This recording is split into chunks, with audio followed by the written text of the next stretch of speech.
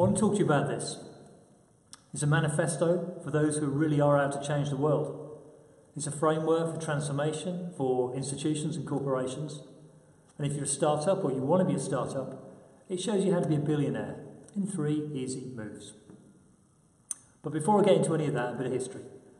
On the 31st of March, 1517, a young social activist called Martin Luther marched on the All Saints Church in Wittenberg in Germany, and he nailed a document to the door. Luther was a bit of a polymath. He was a teacher, he was a writer, he was a preacher, and he was in a band. If he's around today, he would have had an Instagram account with millions of followers. Luther was a visionary.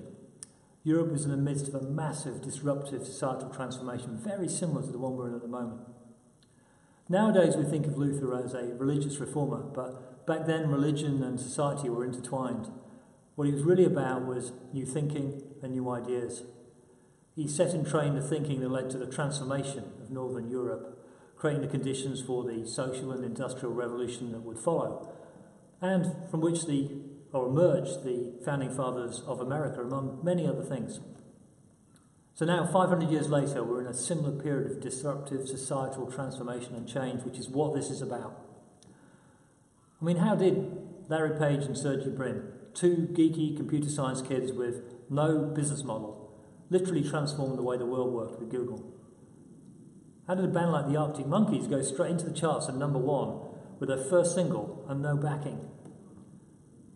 How did a man with no political track record or experience and very little backing from a party become the most powerful man in the world?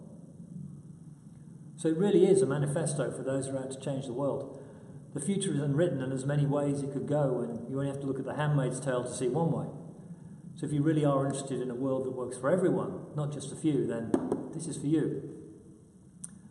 It's a framework for transformation for corporations, organisations and institutions. In 2012, Instagram was bought by Facebook for $1 billion. In the same month, Kodak went into administration. Just 10 years beforehand, Kodak had been the 5th most valuable brand in the world. They controlled over 70% of the world's photography market. What's more, they owned the patent for digital photography. So how could 6 kids in a loft in San Francisco come up with Instagram when the mighty Kodak couldn't?